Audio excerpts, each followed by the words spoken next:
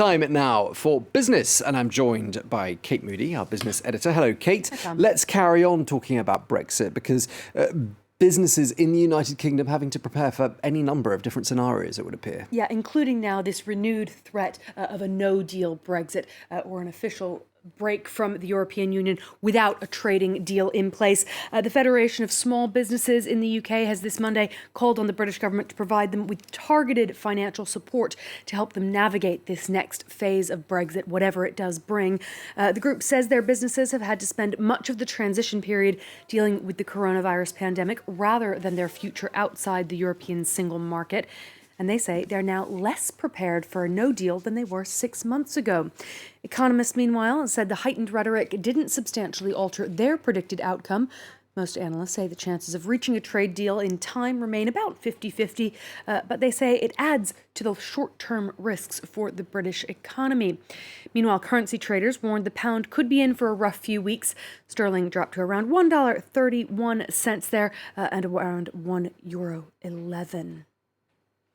Let's check in on the rest of the day's trading action now. The major European indices closed higher as they try to shake off last week's tech-driven sell-off.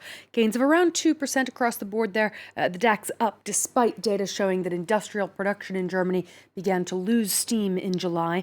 The CAC 40 was up about 1.8% at the close here in Paris. Wall Street is not trading today as the US marks the Labor Day holiday weekend. Donald Trump is once again ramping up his rhetoric on China, suggesting that the world's two biggest economies should distance from one another. Decoupling is the word he's now used several times in recent weeks. The American president repeating the possibility this Monday that the U.S. economy would not lose money if it no longer did business with Beijing.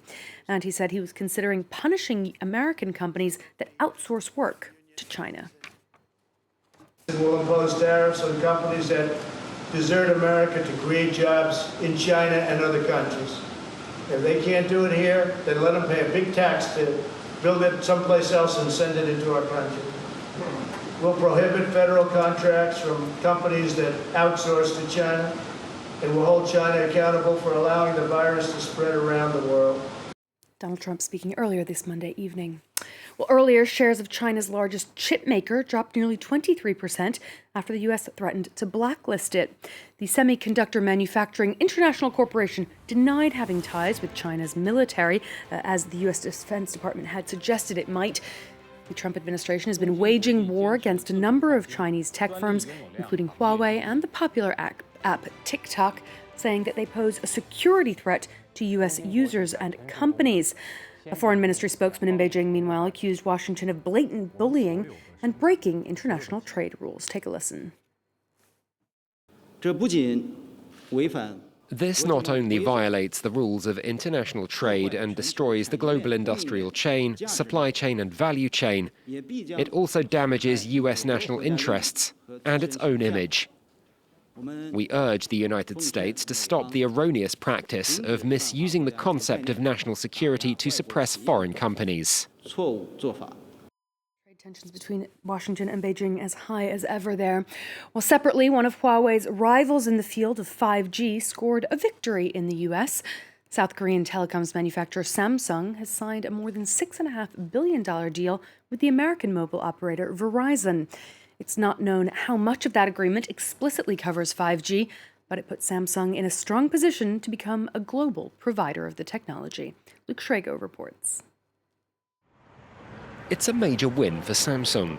A $6.65 billion deal with Verizon will see the South Korean electronics company provide the US telecoms firm with network equipment and services, mainly in the 5G band, for the next 5 years.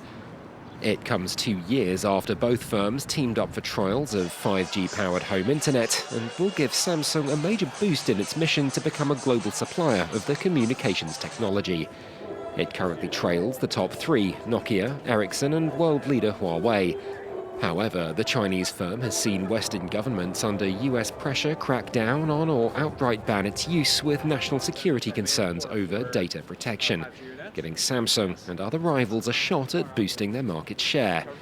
The South Korean conglomerate has already invested over $30 billion in the US market alone, with Washington announcing last month it'd auction off in another 2 years areas of the spectrum previously dedicated to military use, as it ramps up 5G coverage for civilian use. Well, one of the tech industry's biggest annual events is going ahead in Berlin. It's one of the first such events since the coronavirus pandemic struck Europe. Many big names, including Samsung and Sony, have chosen not to attend the IFA Electronics Fair. They're leaving smaller startups in the spotlight there. Well, several of them focused on communication and connection as more people across the globe continue working from home. And it'll come as no surprise that among the new gadgets on display was a high-tech version of the must-have accessory of 2020, a face mask. Those fabric masks can get rather stuffy. It's got a very light, very quiet fan to assist your breathing. A breathing sensor that changes fan operation when you inhale and also exhale. There you go. High tech, apparently just as effective as an N95 mask. I expect it'll cost a little bit more once that price point finally comes out. Yeah, it looks quite groovy, actually. I think it might encourage more people to wear masks as well. They look Possibly. rather fashionable. Thank you very much indeed, our business editor, Kate Moody. Thank you so much.